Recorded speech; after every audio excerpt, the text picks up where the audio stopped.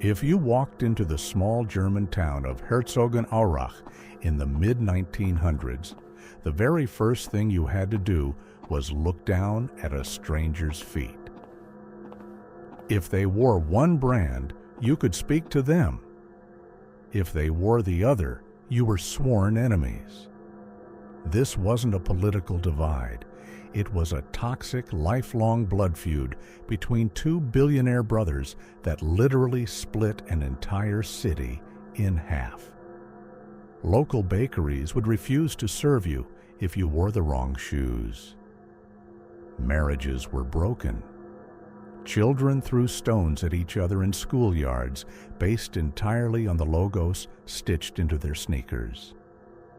It became globally known as the town of bent necks because no one would look you in the eye before checking your footwear.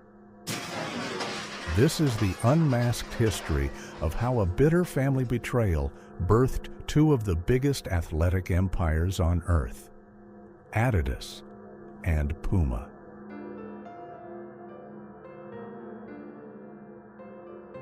Our story begins in the 1920s inside the laundry room of a struggling German family.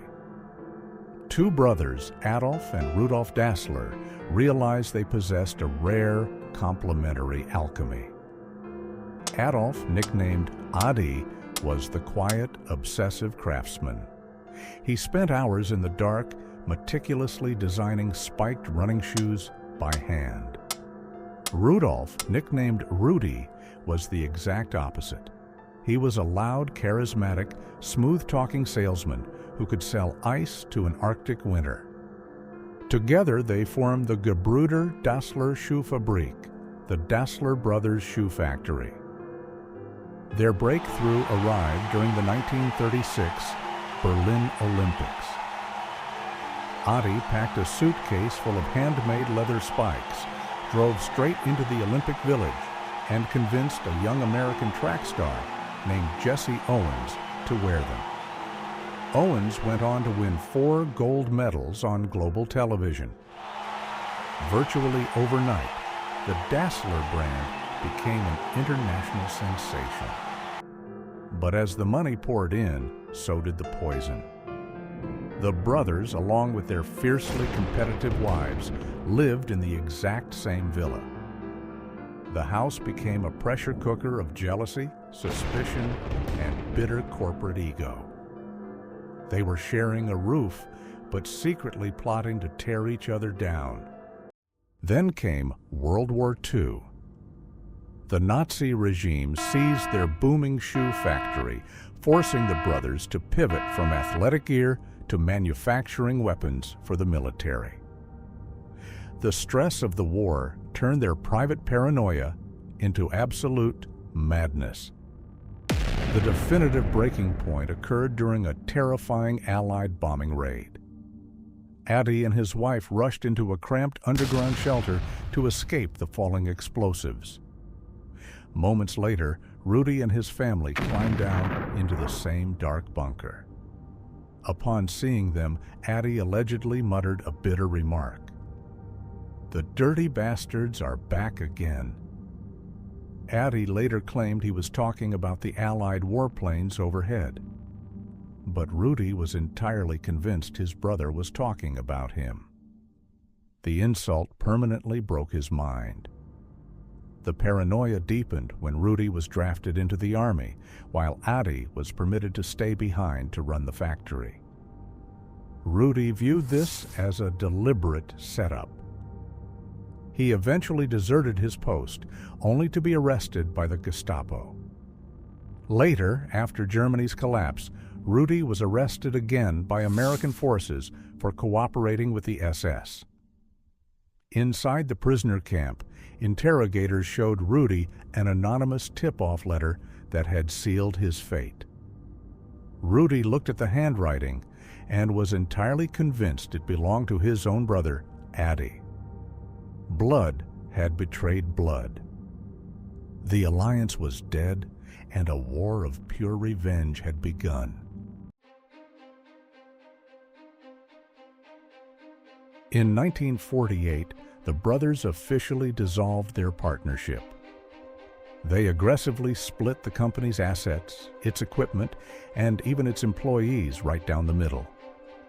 They literally divided the town of Herzogenaurach.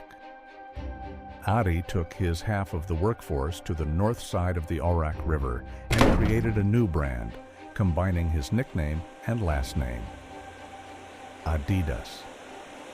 Rudi marched his loyalists to the south side of the river, setting up a rival factory and launching his own brand, Puma. The river became a corporate border wall. The town's economy was completely severed. If you worked for Adidas, you did not patronize a Puma butcher shop. If a Puma worker walked into an Adidas tavern, they were violently thrown out.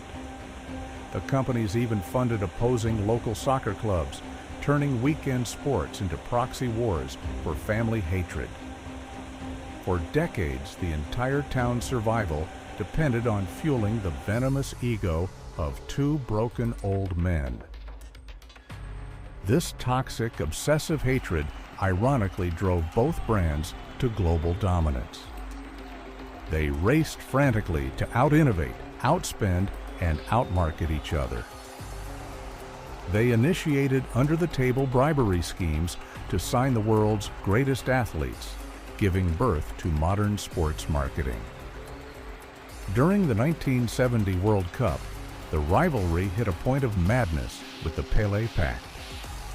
Both companies had explicitly agreed not to sign the Brazilian superstar to avoid an expensive bidding war. But at the opening whistle, Pelé walked to the center of the pitch and asked the referee to pause so he could tie his shoe. The television cameras zoomed in on his feet, flashing the Puma logo to millions of homes worldwide. Rudi had secretly broken the pact, paying Pelé over $100,000 for a single gesture. Adi was furious. The war never ended.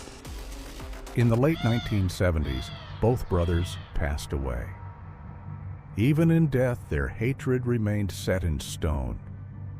They were buried in the exact same cemetery, but their graves were placed at opposite ends, as far apart as legally possible. They refused to speak in life and refused to rest together in death. The sneakers we wear today are seen as global symbols of fitness, style, and status.